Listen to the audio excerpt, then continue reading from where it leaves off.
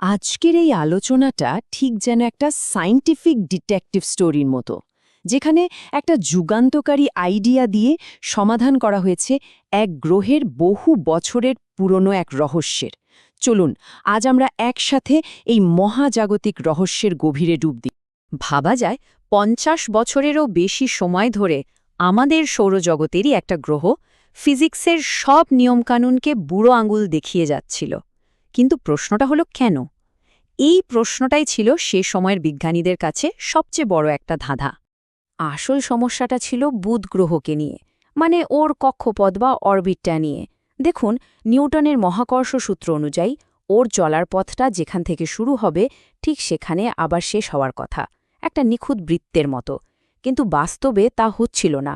প্রতিবার ঘোরার পর ওর পথটা একটু একটু করে সরে যাচ্ছিল। তো আমাদের গল্পের প্রথম ভাগে আমরা এই মহাজাগতিক অমীমাংসিত রহস্যটাকেই দেখব, বুধ গ্রহের এই অদ্ভুত টলমলে কক্ষপথ। ব্যাপারটা হলো, হিসাবের গরমমেলটা ছিল খুবই সামান্য, কিন্তু এতটাই গুরুত্বপূর্ণ যে তাকে অস্বীকার করার কোনো উপায় ছিল না। আর এই ছোট্ট ভুলটাই চোখে আঙুল দিয়ে দেখিয়ে দিচ্ছিল যে গ্র্যাভিটি বা মহাকর্ষ নিয়ে আমাদের ধারণায় কোথাও একটা বড়সড় ফাঁক রয়ে গেছে।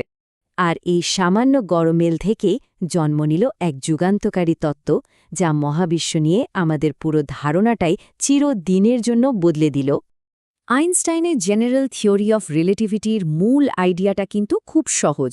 উনি বললেন, মহাকর্ষ আসলে কোনো বল বা ফোর্স নয়। ভাবুন, একটা টান টান করে পাতা চাদরের ওপর যদি একটা ভারী বল রাখা হয়, তাহলে চাদরটা যেমন বেঁকে যায়, ঠিক সেভাবেই গ্রহ নক্ষত্রের ভরের কারণে আমাদের চারপাশের স্থানকাল বা স্পেস টাইমও বেঁকে যায়, আর অন্য বস্তুগুলো ওই বাঁকা পথেই চলতে বাধ্য হয়।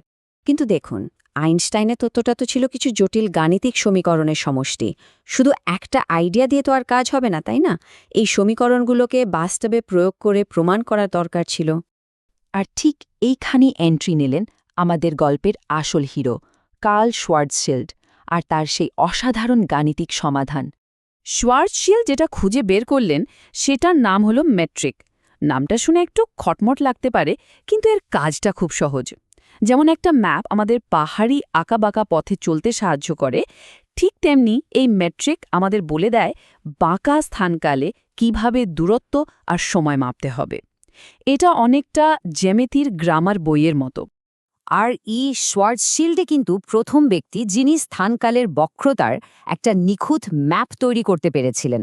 আর এই ম্যাপটাই ছিল আইনস্টাইনের তত্ত্বকে বাস্তবে পরীক্ষা করার আসল চাবিকাঠি। এই যে সমীকরণটা দেখছেন, দেখতে হয়তো একটু জটিল, কিন্তু এর ভেতরের কথাটা কিন্তু দারুণ সুন্দর।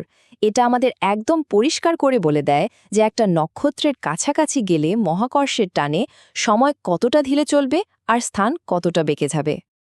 তো এই নতুন ম্যাপ হাতে পেয়ে এবার ফেরা যাক আমাদের সেই পুরনো মহাজাগতিক অপরাধের ঘটনাস্থলে, মানে বুধের সেই টলমলে কক্ষপথে।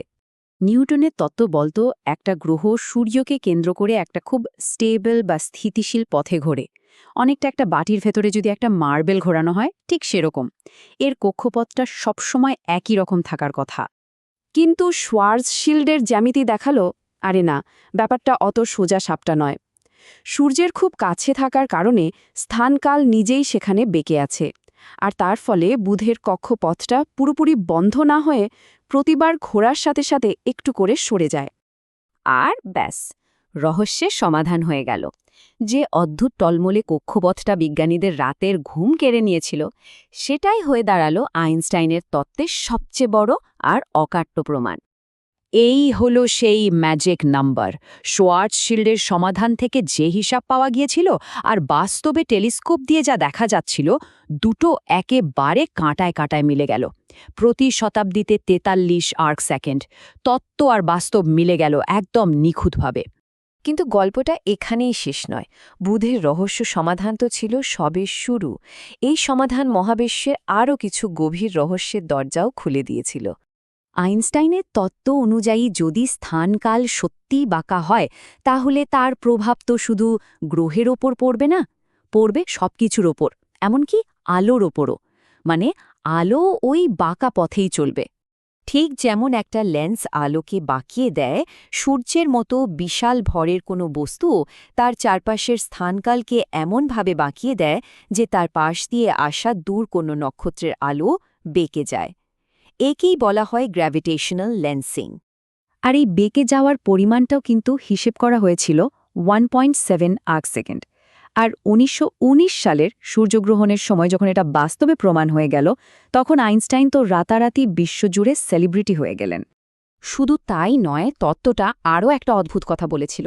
ধরুন সূর্যের পাশ দিয়ে কোনো রেডিও সিগন্যাল আসছে, সেই সিগন্যালটা আমাদের কাছে পৌঁছাতে একটু বেশি সময় নেবে। কেন? কারণ ওই বাঁকানো পথে তাকে একটু বেশি ঘুরপথ দিয়ে আসতে হচ্ছে। বুধের কক্ষপথ, আলোর বেঁকে যাওয়া আর এই টাইম ডিলে, এই সবগুলো প্রমাণ একসাথে একটাই কথা বলছিল।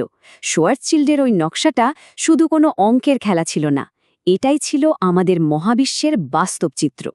তাহলে ভাবুন একবার, যে জ্যামিতি আমাদের গ্রহ নক্ষত্রের চলার পথ ঠিক করে দেয়, তার মধ্যে কি লুকিয়ে আছে আরও বড় কোনো রহস্য, যেমন ব্ল্যাক হোল, ওয়ার্ম হোল বা হয়তো সময় ভ্রমণের সম্ভাবনাও? উত্তরটা হয়তো সময়ই আমাদের দেবে।